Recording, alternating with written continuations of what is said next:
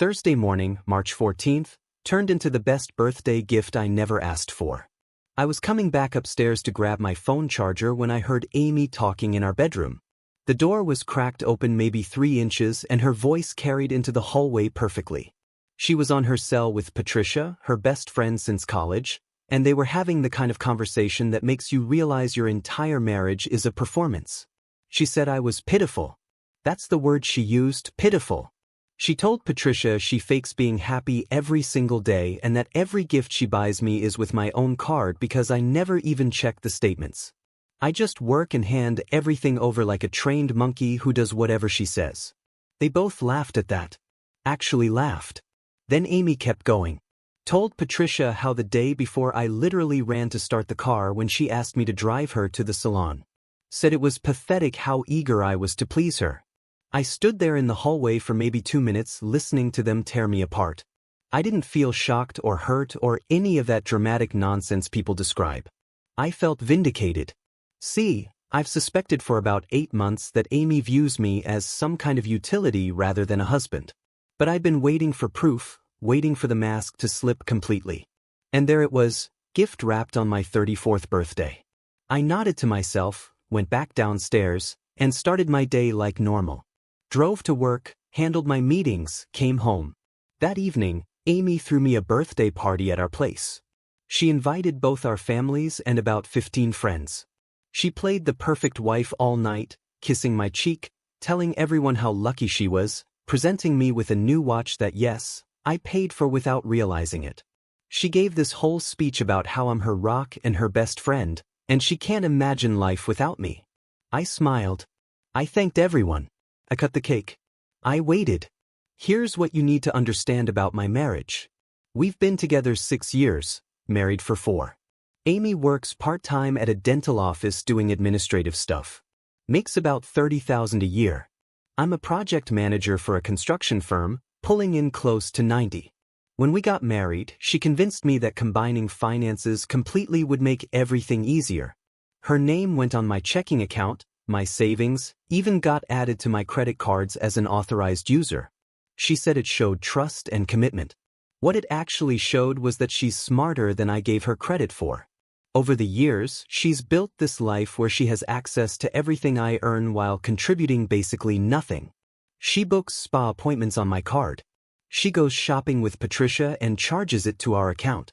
When I asked her last year why she was only working 20 hours a week, she said the dental office couldn't give her more hours and she was looking for something better. That was 14 months ago. She's still looking, but I'm the trained monkey, right? The one who runs to start the car. After the party ended and everyone left, Amy was exhausted from her performance. She went to bed early. I stayed downstairs and opened my laptop.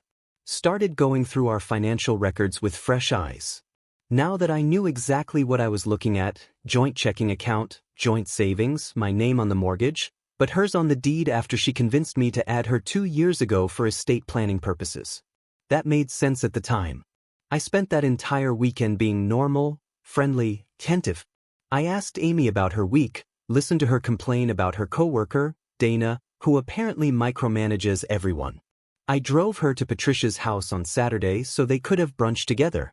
When she came home 4 hours later, I asked if she had fun. She kissed me and said Patricia always makes her laugh.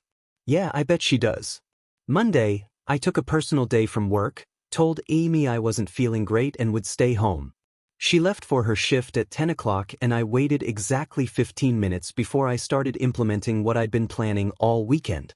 First thing I did was go to our bank in person. You can't do this stuff online when your spouse has full access to everything. I talked to the branch manager, explained I needed to restructure our accounts.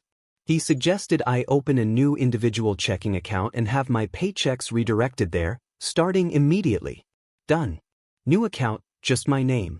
And I called my company's payroll department right from the bank to update my direct deposit information. My next paycheck, which was coming that Friday, would land in an account Amy couldn't touch. The joint account still existed, but I wasn't feeding it anymore. Then I stopped by my company's HR office, updated my beneficiary designations on my life insurance and retirement accounts. Amy used to be listed as primary beneficiary on everything. Now she wasn't listed at all. I put my brother Finley as primary and my parents Peter and Anna as contingent beneficiaries. Took 20 minutes. That evening, Amy came home and asked how I was feeling. I said much better. Probably just needed rest. She made pasta for dinner and we watched some show she liked. Normal evening. She had no idea I just cut off her access to my future income. The thing about revenge that nobody tells you is how boring the execution can be. It's not confrontations and dramatic speeches. It's paperwork and phone calls and sitting in bank lobbies. It's changing passwords and updating forms. It's boring administrative work that dismantles someone's comfortable life one document at a time. Tuesday, I worked from home again. Amy went to her shift and I called our mortgage company. Asked about the process for removing someone from a deed. The representative explained it would require Amy's signature on a quitclaim deed or a court order. I thanked her and moved to Plan B, called a real estate attorney instead and booked a consultation for Thursday. Wednesday, I went back to the office. My boss noticed I seemed distracted and asked if everything was okay at home. I said everything was fine, just dealing with some personal administrative stuff. He nodded and moved on. See, I'm good at my job and I don't create drama at work, so when I need flexibility, I get it. That night, Amy told me Patricia was having a rough week and asked if Patricia could come over for dinner Friday. I said, of course, that sounded great. She seemed surprised I agreed so easily. I told her I like Patricia, which is true. I do like Patricia. She's about to become very useful to me. Friday arrived and my paycheck hit the new account. Amy had no idea because she never actually checked our finances.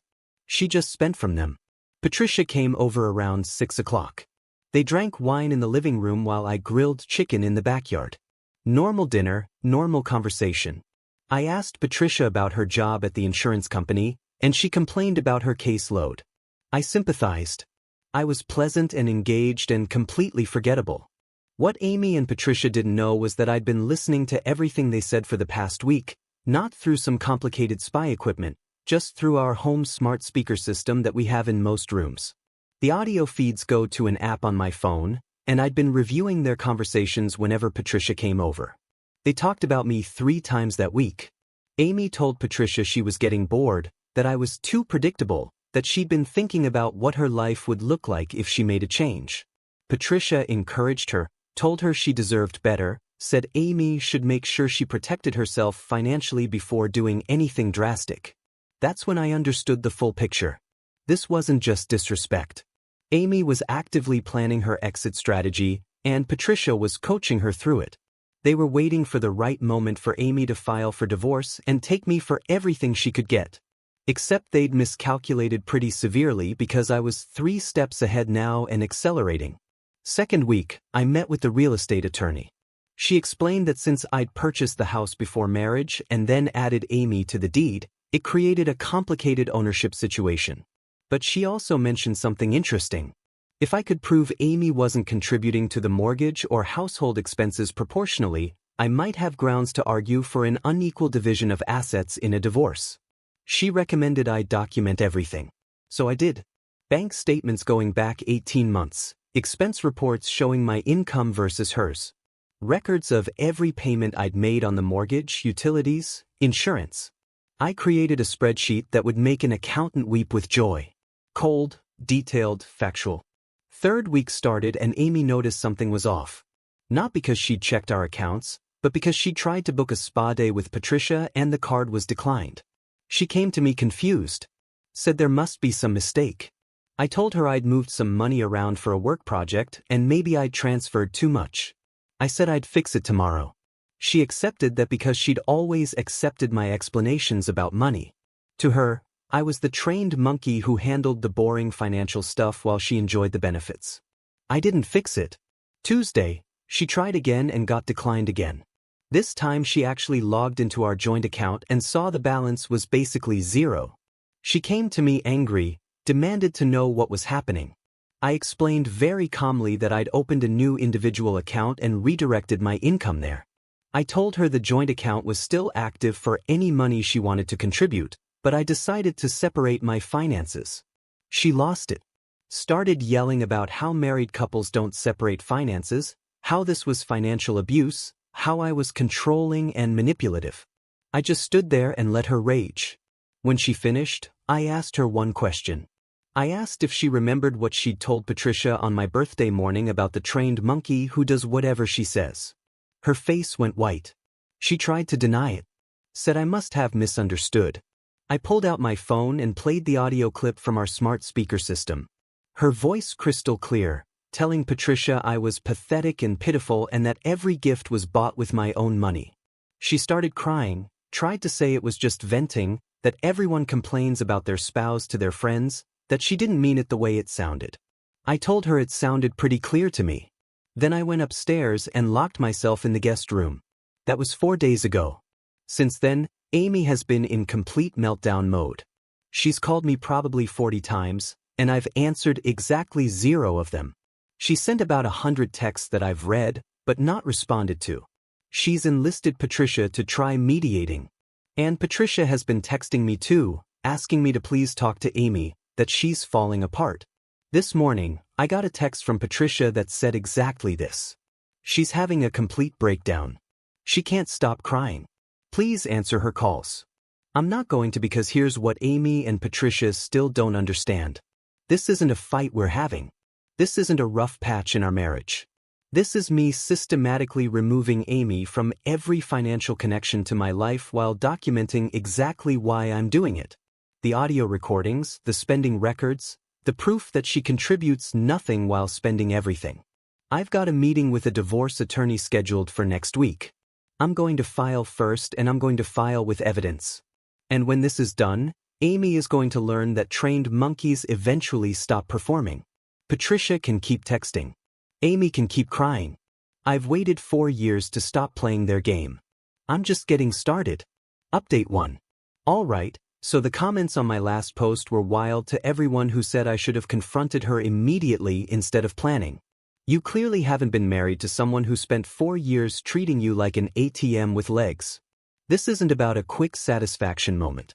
This is about making sure when this ends, I'm not the one left destroyed. Quick recap for anyone new. Overheard my wife Amy calling me a trained monkey on my birthday. Found out she and her best friend Patricia have been planning her exit strategy to divorce me and take everything. So, I've spent 3 weeks systematically cutting off her financial access while collecting evidence. She figured it out when her cards started declining and I played her the audio recording of what she said about me. Here's what's happened since.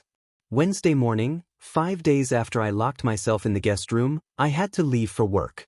I grabbed my stuff at 6 a.m. while Amy was still asleep and drove straight to the office. I figured I'd have at least 8 hours of peace to focus on my project deadlines. Wrong.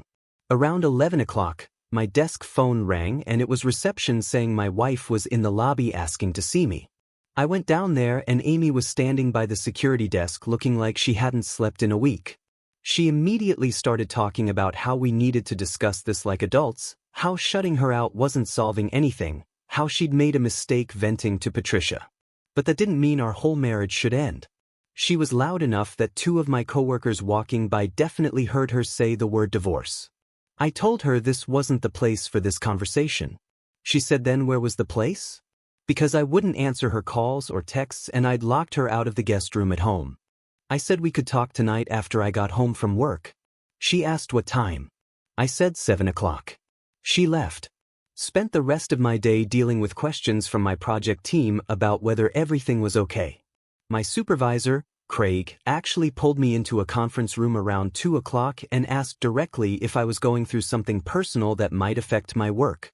I told him my wife and I were having issues, but it wouldn't impact my performance. He said he understood and if I needed any time off to let him know. I got home at 6:45. Amy's car was in the driveway, which meant she'd left work early to be there. I walked in and she was sitting at the kitchen table with her laptop open and papers spread everywhere. She'd printed out our bank statements going back 2 years. She started talking before I even put my bag down. She said she'd spent the whole day going through our finances and calculating everything. She'd made a spreadsheet showing that over our 4-year marriage, she'd contributed approximately $120,000 total between her income and the household work she did. She valued her cooking, cleaning, and emotional labor at $20 an hour and had tallied it all up. I sat down across from her, asked her to walk me through the math. She explained she'd been tracking every hour she spent on household tasks for the past week and extrapolated backwards. Laundry, cooking, grocery shopping, cleaning, all of it. She said if she'd been paid fairly for that labor, plus her actual income, she'd contributed way more than I was giving her credit for. I asked her about the $30,000 in spa appointments, shopping trips, and dinners with Patricia over the same time period. She said those were necessary expenses for her mental health and well-being. I asked her if my mental health and well-being had been a factor when she called me pathetic to Patricia. She started crying again. This went on for 2 hours back and forth, her trying to justify every expense and claim she'd been an equal partner. Me calmly presenting the actual numbers. She finally switched tactics and said, okay, maybe she hadn't been perfect, but marriage was about forgiveness and working through problems together. She asked if I was really going to throw away 6 years over one conversation I'd overheard. I told her it wasn't about one conversation. It was about the pattern that conversation revealed. The fact that she viewed me as a resource to manage rather than a partner to respect. The fact that she and Patricia had been actively discussing her exit strategy while I was funding her life. She denied that. Said I was twisting Patricia's advice into something it wasn't. So, I pulled out my phone and played her 3 more audio clips from our smart speaker system. Patricia telling Amy she needed to make sure her name stayed on all the assets before making any moves. Amy telling Patricia she was trying to figure out if I had any retirement accounts she didn't know about. Patricia suggesting Amy should consider getting her own lawyer just to know her options. Amy went completely silent. Then she asked how long I'd been recording them. I said I wasn't recording anything. Our home speaker system keeps audio logs for voice command functionality and I'd just been reviewing them. She said that was invasion of privacy. I said it was our shared home system that she'd helped set up and had access to the same app one did. She got up from the table and went upstairs. I heard her on the phone in our bedroom talking to Patricia. An hour later, Patricia called me directly. I actually answered this one because I wanted to hear what she'd say.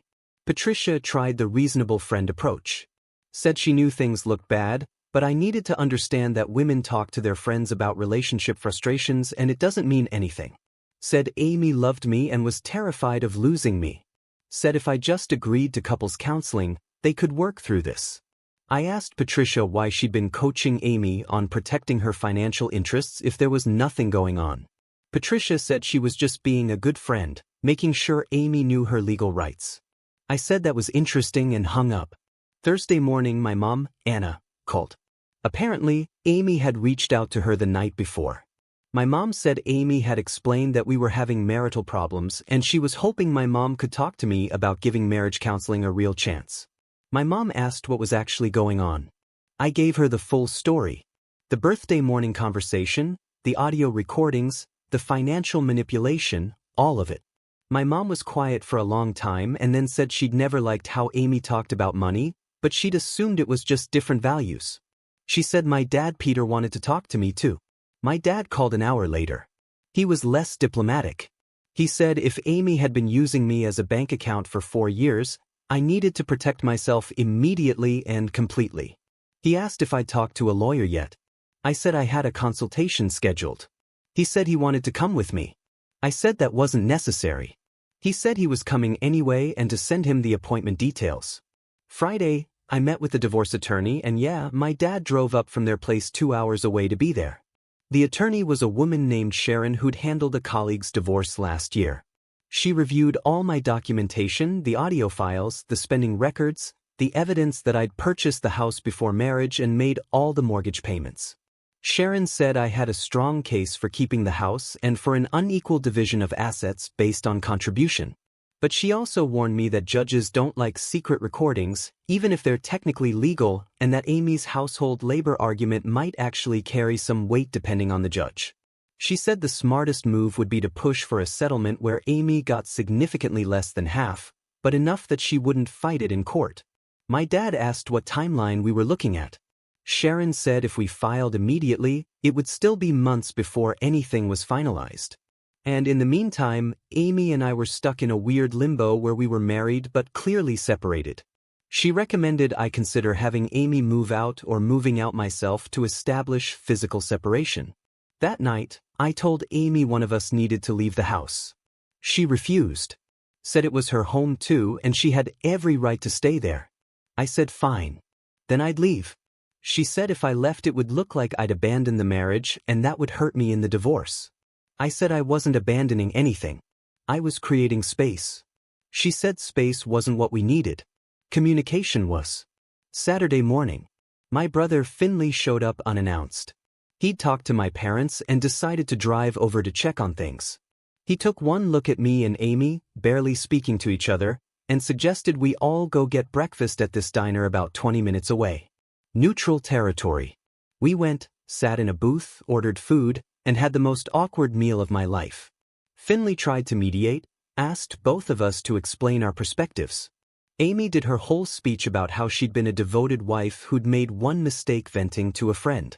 I laid out the financial reality and the audio evidence. Finley listened to everything and then told Amy directly that she'd screwed up badly and needed to accept responsibility instead of trying to rewrite history. Amy got up and walked out of the diner. Just left. I paid the check and Finley and I went outside to find her sitting in my car crying. She wouldn't get out. Said she couldn't go back to that house with. Couldn't keep living in this situation where I treated her like an enemy. Finley suggested she stay with Patricia for a while. Amy said she couldn't because Patricia's apartment was too small. My brother, bless him, offered to pay for a hotel room for a week to give us both actual space. Amy accepted. We drove her back to the house. She packed a bag with enough stuff for several days, and Finley took her to a hotel near the highway. I gave him my credit card to cover it because despite everything, I'm not going to make her homeless. Sunday, I had the house to myself for the first time in 3 weeks. I spent most of the day going through every room, documenting everything with my phone camera, furniture, electronics, personal items, all of it, creating a complete record of what we owned jointly and what was mine from before the marriage. Around 3 p.m., I got a text from Patricia. She said Amy was struggling to handle being away from home and I needed to stop punishing her and let her come back.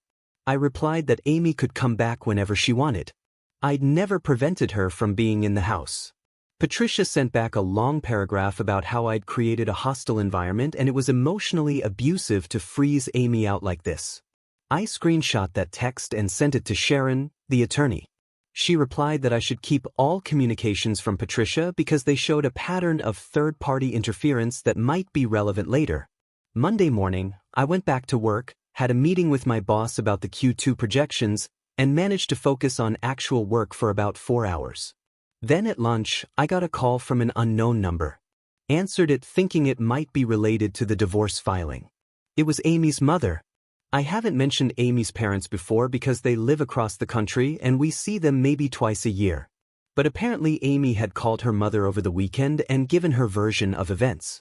Now her mother was calling to tell me I was making a terrible mistake, that Amy was a wonderful woman who dedicated herself to our marriage and that I was going to regret destroying our family over pride. I asked if Amy had mentioned the trained monkey comment. She said Amy had explained that was taken out of context. I asked what context made it acceptable. She couldn't answer that but said marriages require forgiveness. I said forgiveness requires genuine remorse and Amy hadn't shown any just excuses and justifications. Her mother said I was being cold and rigid. I ended the call Tuesday. Amy texted me asking if we could meet face-to-face to discuss next steps. I agreed to meet her Wednesday evening at a park near our neighborhood. Figured public place. Less chance of either of us making a scene. Wednesday evening, I drove to the park and Amy was already there sitting at a picnic table. I sat across from her and she immediately launched into this prepared speech about how she'd been doing a lot of thinking and she understood now that she'd taken me for granted.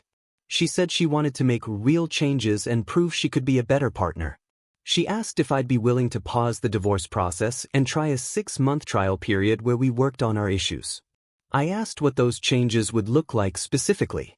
She said she'd get a full-time job, contribute more financially, be more transparent about spending.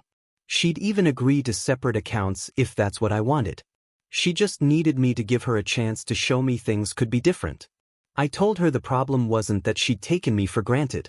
The problem was that she'd never actually valued me in the first place.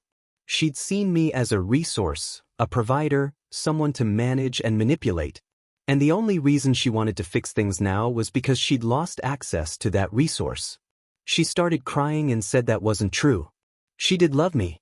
She just lost sight of how to show it. I said she'd never shown it. She said that wasn't fair. She'd done things for me all the time. I asked her to name one thing she'd done in the past year that was genuinely for me and not because it benefited her somehow. She couldn't answer. Sat there struggling to think of something and came up empty. That silence told me everything. I stood up to leave and she grabbed my arm. Said I couldn't just walk away from 6 years together like they meant nothing. I said those 6 years taught me exactly what I was worth to her. And I was done accepting that valuation. Then I got in my car and left her sitting at that picnic table. Last night, Patricia sent me another text. Said Amy had checked out of the hotel and was staying with her after all. They'd made room. Said I should know that Amy was talking to her own lawyer now. And if I thought I was going to get everything in the divorce, I was wrong. I forwarded that to Sharon too. She replied this morning saying Patricia was doing me a favor by putting everything in writing. Said we should file the divorce petition by end of next week. So that's where things stand. Amy's lawyered up. Her family's calling me to guilt trip me into reconciliation. And Patricia is apparently ready to go to war on her behalf. Meanwhile, I'm still sleeping in my own house, still working my job, still documenting everything. The trained monkey has left the circus. They're all just starting to realize what that actually means. Update 2. Thanks for all the support on my last update. Some of you asked why I'm even bothering to post this instead of just going through the divorce quietly. Honestly, writing this out helps me process what's happening and keeps me from second-guessing myself when people try to manipulate me, which, spoiler alert, is happening a lot right now. Where we left off, Amy had gotten her own lawyer and was staying with Patricia. I'd hired Sharon and we were preparing to file the divorce petition. I thought I understood what I was dealing with. Turns out I had no idea how nasty this was about to get. Sharon filed the divorce petition last Thursday. Standard stuff. Irreconcilable differences, requesting unequal division of assets based on disproportionate contribution, asking to keep the house since I'd purchased it before marriage. We had the petition served to Amy at Patricia's address Friday morning. Friday afternoon, my phone blew up. Amy called me 8 times in 2 hours. I didn't answer. Then Patricia started calling. Then Amy's mother. I put my phone on silent and went to the gym to clear my head. When I got home at 7 p.m., there were 17 missed calls and about 30 text messages.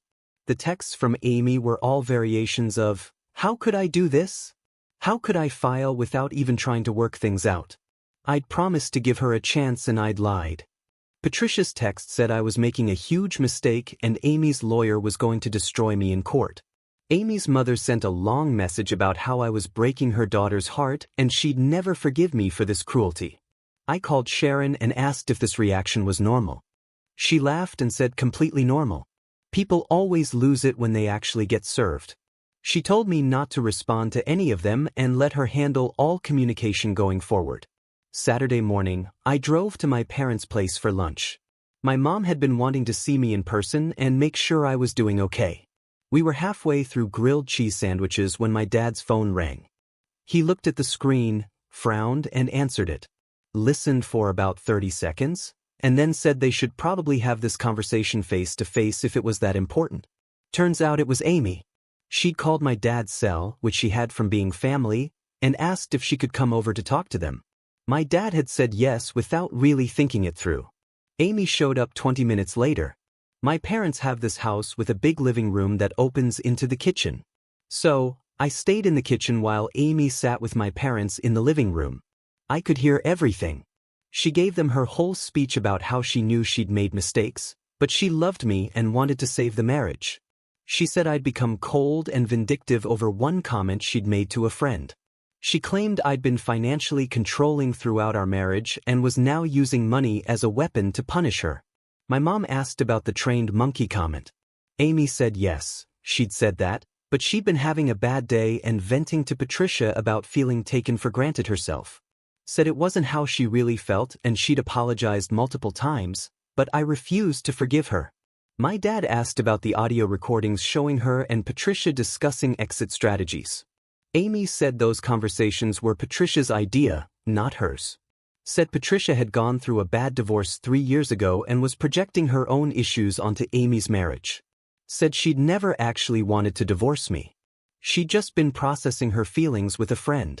I walked into the living room. Amy looked up at me and started crying immediately. She said we needed to talk privately and work this out like adults. I said we'd already talked multiple times and nothing had changed. She said because I wouldn't actually listen to her. I'd already decided she was the villain and nothing she said mattered. My mom asked if we could all sit down together and try to have a calm conversation. I sat. My dad sat. Amy launched into this explanation of our entire marriage from her perspective. How she'd always felt like I didn't value her contributions because they weren't financial. How I made all the decisions about money and she just had to accept them. How when she tried to express concerns, I dismissed them as her not understanding finances. I asked for a specific example.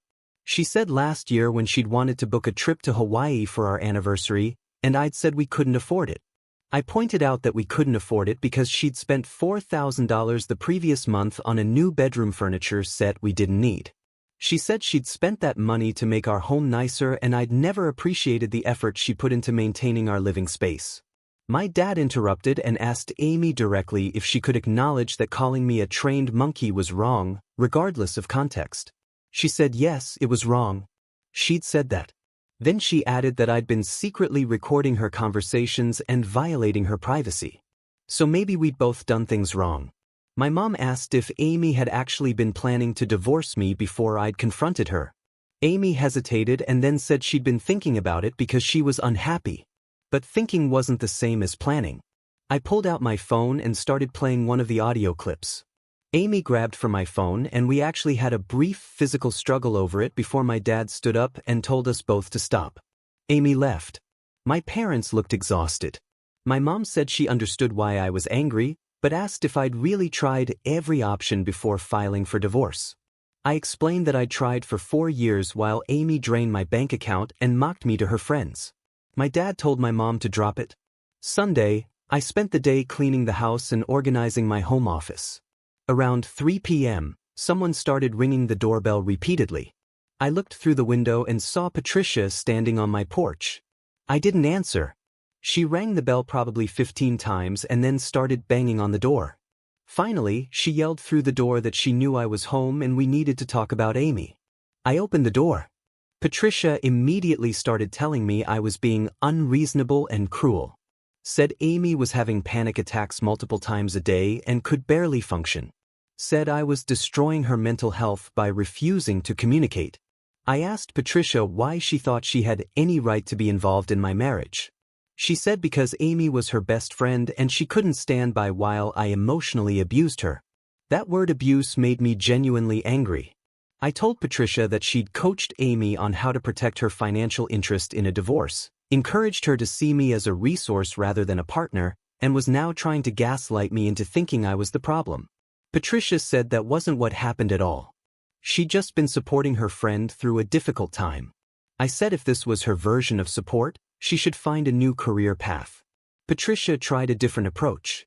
Said even if I wouldn't reconcile with Amy, I should at least agree to a fair settlement. Said Amy had sacrificed her own career ambitions to support my career and deserved to be compensated for that. I asked what career ambitions.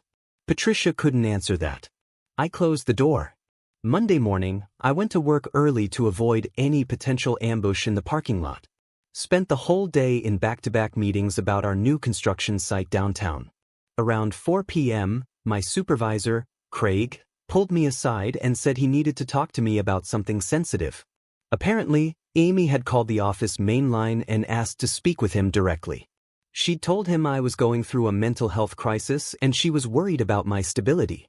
Craig said he'd been polite, but told Amy he couldn't discuss employee matters with anyone. She'd asked if he'd noticed any changes in my behavior or performance. He'd ended the call. He told me this as a heads up that my personal life was bleeding into work and I needed to contain it. I apologized and explained the situation briefly. Craig said he understood divorce was messy, but I needed to make sure it stayed out of the office. I assured him it would. Then I called Sharon and told her what happened. She said she'd send a letter to Amy's lawyer about inappropriate contact with my employer. Tuesday morning, Sharon called me. Amy's lawyer had responded to our divorce petition with a counter-filing that was, in Sharon's words, absolutely bonkers. They were claiming Amy had been a full partner in our marriage financially, despite the income disparity. They valued her household contributions at $45 per hour and calculated she'd contributed over $300,000 worth of labor over 4 years.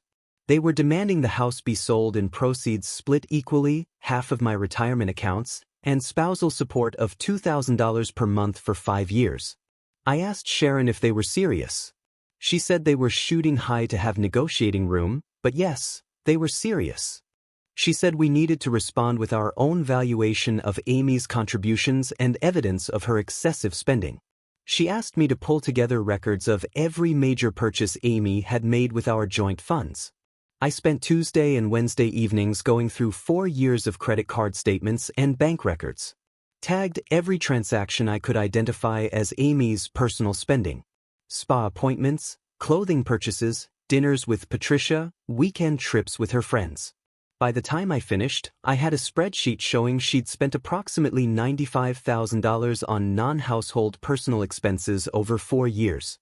Thursday, Sharon and I had a video call to review everything. She said the spending records were good, but we needed to be prepared for Amy's lawyer to argue that those were normal expenses for maintaining her appearance and social connections as my spouse.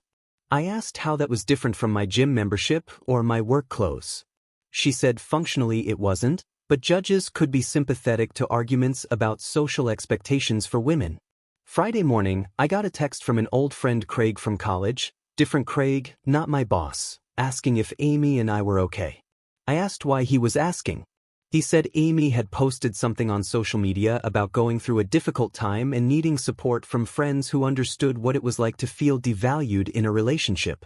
I checked social media for the first time in weeks. Amy had made a long post, didn't mention me by name, but made it very clear she was talking about her marriage, about how painful it was to dedicate yourself to building a home with someone only to be discarded when you stopped being useful. She talked about emotional labor and unappreciated contributions.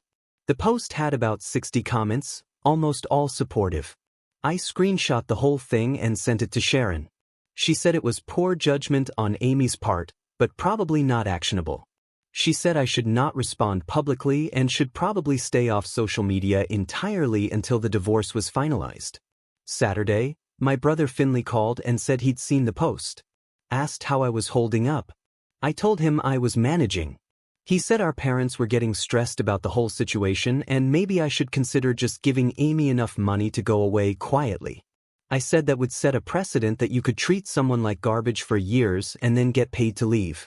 Finley said he understood my anger, but was this fight really worth the stress it was causing everyone? I asked him if he'd be saying that if someone had called him pathetic to his face. He admitted probably not. He said he'd stay out of it from now on unless I needed something specific. Sunday afternoon, my phone rang from a number I didn't recognize. I almost didn't answer, but something made me pick up. It was Dana, the coworker from Amy's dental office that she'd complained about. Dana said she normally wouldn't get involved in personal matters, but she felt I should know something.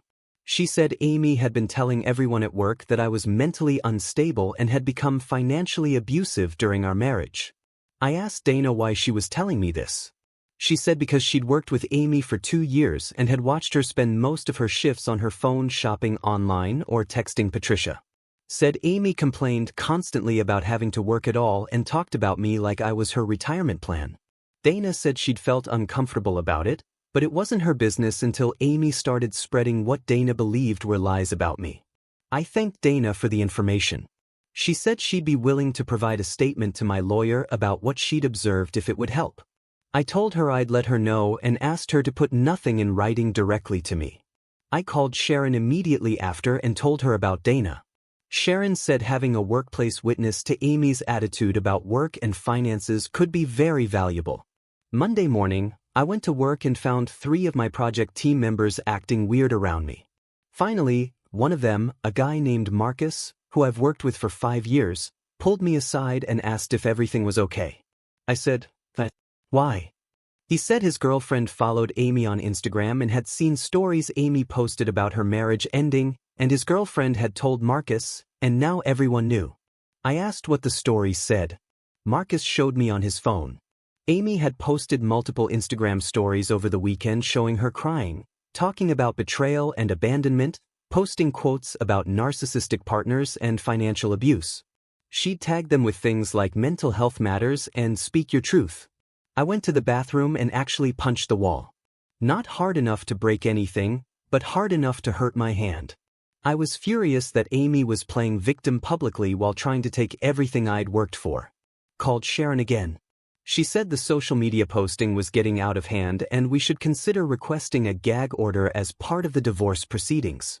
She said judges didn't like it when parties tried to litigate their cases publicly. I told her to do whatever she thought was best. Tuesday, I got served with paperwork at work. A process server showed up at my office with a notice that Amy was requesting a temporary spousal support order while the divorce was pending. Her lawyer was arguing she had no income and no place to live and needed immediate financial assistance from me. I called Sharon from the parking lot. She said this was expected and we'd fight it. She said Amy did have a place to live, Patricia's apartment, and she had a job even if it was part-time. We'd argue that temporary support wasn't warranted given her access to employment and housing. Wednesday, Sharon filed our response to everything. We contested the asset division demands, the spousal support request, all of it. We included the spending records, the audio recordings, Dana's statement about Amy's work attitude, and documentation of every financial contribution I'd made to the marriage. Thursday evening, Patricia sent me a long text message. Said Amy couldn't stay with her anymore because the small apartment was causing tension. Said Amy needed to move back into the house since it was legally half hers. Said if I didn't agree to let her move back in, they'd have her lawyer file a motion for exclusive use of the marital home. I forwarded the text to Sharon. She replied that they could try to file that motion, but it was unlikely to succeed given that I was the sole mortgage payer and Amy had voluntarily left. She said, "Do not agree to anything and do not let Amy move back in under any circumstances." Friday morning, I changed the locks on the house. Had a locksmith come out and replace everything. Amy's keys no longer worked. I texted Patricia and told her Amy could collect more of her belongings if she needed them, but she should schedule it through our lawyers. Friday evening, I got about 20 texts from Amy saying I'd illegally locked her out of her own home, saying she was calling the police, saying her lawyer would have me arrested for this. I didn't respond to any of them. Saturday morning, Amy showed up at the house with Patricia and a police officer. I opened the door and the officer asked about the situation. I explained we were going through a divorce. I'd filed first, and my attorney had advised me to secure the property. The officer asked if Amy's name was on the house. I said she was on the deed, but not the mortgage, and she'd been living elsewhere for 2 weeks by her own choice. The officer said this was a civil matter, and they couldn't force me to let Amy in. He suggested Amy contact her lawyer about property access. Amy started yelling at the officer that I was violating her rights. Patricia tried to calm her down. The officer told them both they needed to leave my property or he'd have to cite them for trespassing. They left. I closed the door and actually felt something close to satisfaction for the first time in weeks. Amy had tried to use the police to force her way back into control and it had failed. But here's the thing that's eating at me now. Patricia sent me a text late Saturday night. Said Amy's lawyer had found something interesting in the property records and they'd be filing new motions on Monday. Said I should prepare myself because this wasn't over and I'd underestimated what Amy was capable of. I have no idea what she's talking about. Sharon isn't answering her phone because it's the weekend and I'm sitting here in this house that's half Amy's on paper waiting to find out what nuclear option they think they found. The trained monkey stopped performing. Now they're trying to burn down the whole circus. Final update. First, thanks to everyone who's been following this disaster. Special shout out to the commenter who said Amy would eventually turn on Patricia once the money ran out. You called it perfectly. Quick reminder of where we were. Amy had tried to move back into the house with a police escort and failed. Patricia sent me a threatening text about some discovery in the property records that would change everything. I spent the weekend anxious about what they'd found. Monday morning, Sharon finally called me back. I told her about Patricia's text, and she said to forward it to her immediately. Then she said she'd already received the new motion from Amy's lawyer, and it was exactly what she'd expected. They were arguing that because I'd added Amy to the deed 2 years ago, it constituted a gift of half the property and she was entitled to her equity share immediately. I asked if that was actually a problem. Sharon said no because we had documentation that I'd made every single mortgage payment before and after adding her to the deed. She said their argument would only work if I'd paid off the mortgage when I added Amy, which I hadn't. The house still had a $140,000 mortgage on it that I'd been paying solo. Sharon said we'd counter that Amy's name on the deed didn't equal equity contribution and request the court recognize my sole financial investment. So, Patricia's big threat was just legal posturing, standard divorce tactics. I actually laughed when Sharon explained it because I'd spent 2 days worried about nothing. Tuesday, I went to work and had a weird interaction with Craig, my supervisor. He pulled me into his office and said he needed me to be honest with him about something. Apparently, someone had called the office asking questions about my employment history and salary. The receptionist had transferred the call to HR and they'd refused to provide any information without a subpoena. Craig wanted to know if this was related to my divorce. I said probably yes. He asked if I expected my divorce to continue impacting the workplace. I told him honestly that my wife was making it as difficult as possible, but I was keeping everything contained on my end.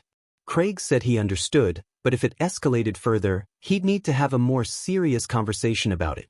I assured him it wouldn't, called Sharon immediately and told her about the employment verification call. She said that was Amy's lawyer doing background work for the spousal support request. She said they were trying to establish my exact income to calculate support payments. I asked if they could get that information.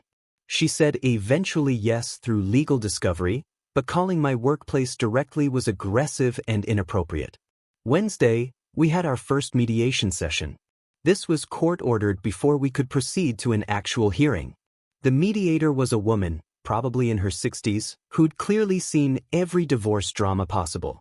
We met at her office downtown. Amy showed up with her lawyer, a guy named Richard, who looked exhausted already. Sharon and I sat on one side of the conference table, them on the other. The mediator explained the process and asked us to each state what we wanted from the divorce. Richard went first and laid out Amy's demands. Half the house value, half my retirement accounts, $2,000 monthly spousal support for 5 years, and she wanted me to pay her legal fees because I was the higher earner. Sharon presented my position. Kept the house. Amy got nothing from retirement accounts, no spousal support, and we each paid our own legal fees. The mediator asked if there was any middle ground we could explore. Richard said Amy had sacrificed her career potential to support mine and deserved compensation. Sharon said Amy had worked part-time by choice and spent lavishly while contributing minimally. Richard said that characterization was offensive and ignored the reality of household labor. Sharon pulled out the spreadsheet showing $95,000 in personal spending over 4 years. Amy started crying. Said I was making her sound like a terrible person when she'd just been living her life as my wife. Said she'd never been good with money and I'd always handled finances. So, how was she supposed to know what was reasonable spending? The mediator asked if we could focus on solutions rather than blame. I spoke up for the first time and said I'd be willing to offer Amy $30,000 as a settlement if she signed a full release of all claims to the house, retirement accounts, and future support. Richard immediately said that was insulting. Amy said $30,000 wouldn't even cover her moving expenses and deposits on an apartment. Sharon said the offer was generous given Amy's minimal contribution to marital assets.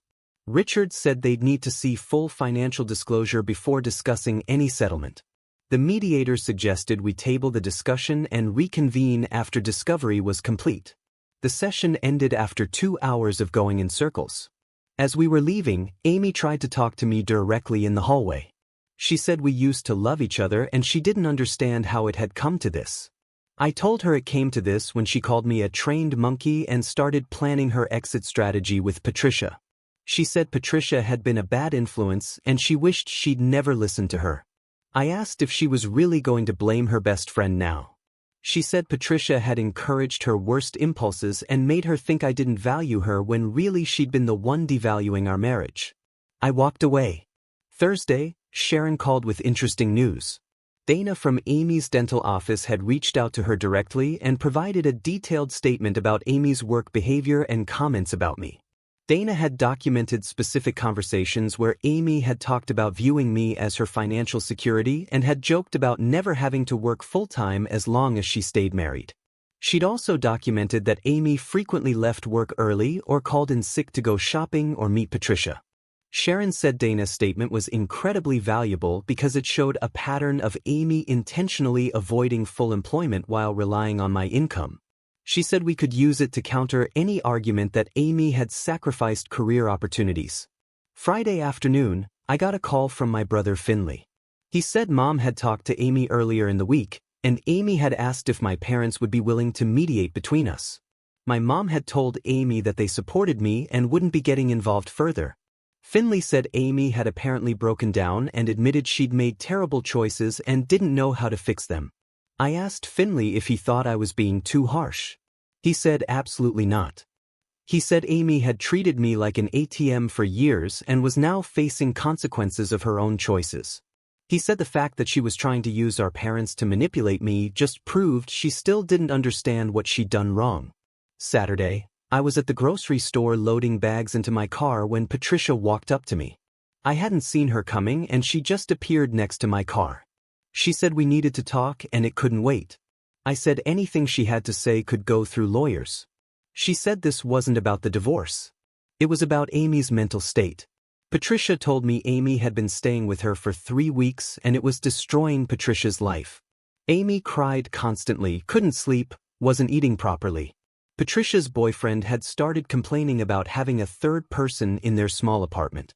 Patricia said she'd been supportive as long as she could, but she couldn't keep housing Amy indefinitely. I asked why she was telling me this. Patricia said because I was the only one who could fix it. If I just agreed to a reasonable settlement, Amy could move on and start rebuilding. I asked what Patricia thought was reasonable. She said the house should be sold and the proceeds split, plus enough spousal support for Amy to get back on her feet. I told Patricia she'd coached Amy into this disaster and now she was experiencing the natural consequences. Patricia got angry and said I was vindictive and cruel. Said I'd changed into someone she didn't recognize. I said she'd never actually known me. She'd just known the version of me that tolerated her friend treating me like garbage. Patricia said Amy couldn't afford her own place on her dental office salary. I said that sounded like an Amy problem. Patricia said if I forced Amy into poverty, I'd have to live with that. I loaded my last grocery bag and drove away while she was still talking. Sunday, I had dinner with my parents. My dad asked how the mediation had gone, and I gave him the full breakdown. He said $30,000 was more than generous, and Amy would be an idiot not to take it. My mom asked if there was any part of me that still cared about Amy's well-being. I said, honestly, no. She'd killed whatever caring I had when I heard that conversation on my birthday. Monday, Sharon called with a development. Amy's lawyer, Richard, had contacted her and said he was withdrawing from the case. Apparently, Amy hadn't been paying her legal bills and he'd already put in significant work without compensation. He was filing a motion to withdraw as counsel and Amy would need to find new representation or represent herself. Sharon said this was excellent news for us because it meant Amy was already financially stressed and any new lawyer would need time to get up to speed on the case. She said we should push hard for settlement now while Amy was vulnerable. Tuesday, Amy texted me directly for the first time in 2 weeks.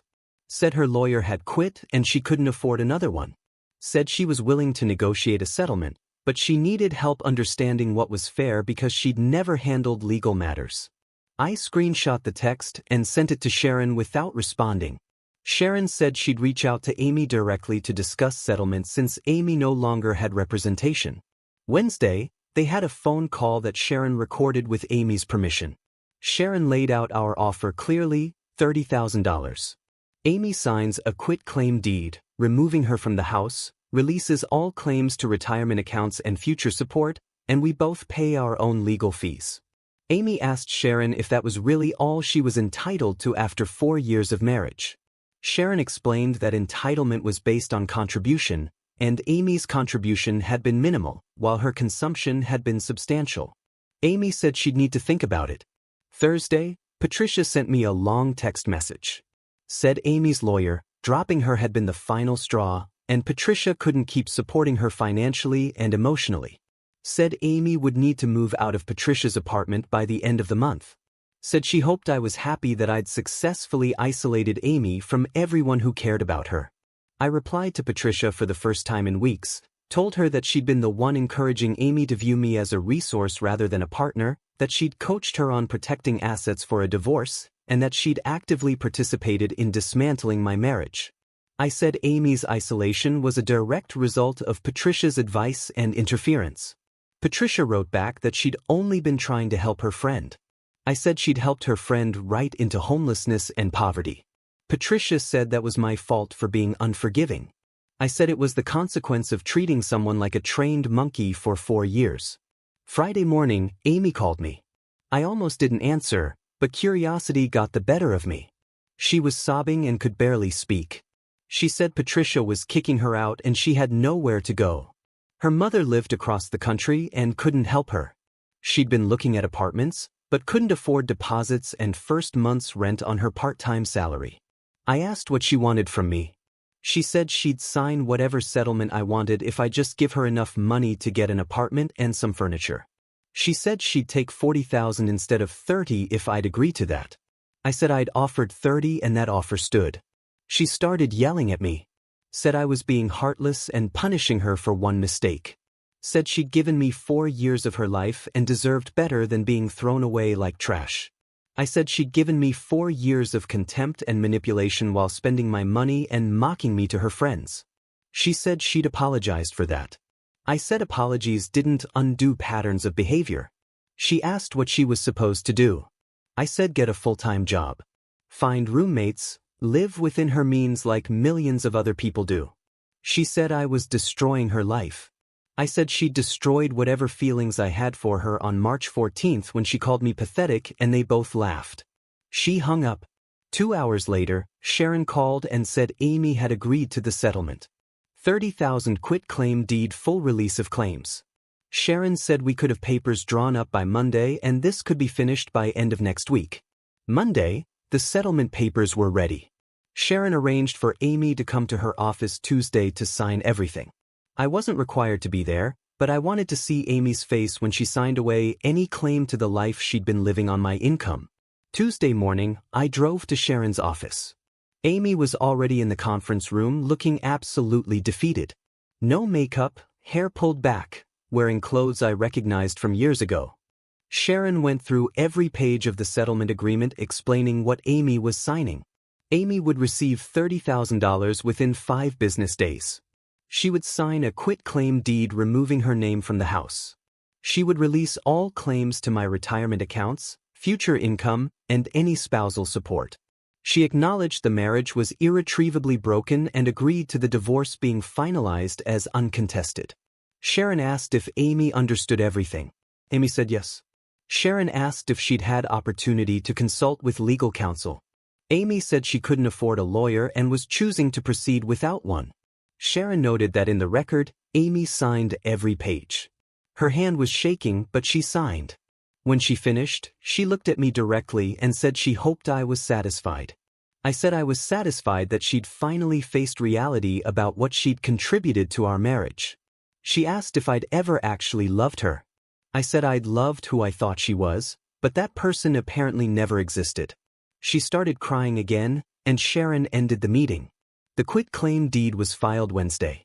The divorce decree was submitted to the court Thursday. The judge signed it Friday.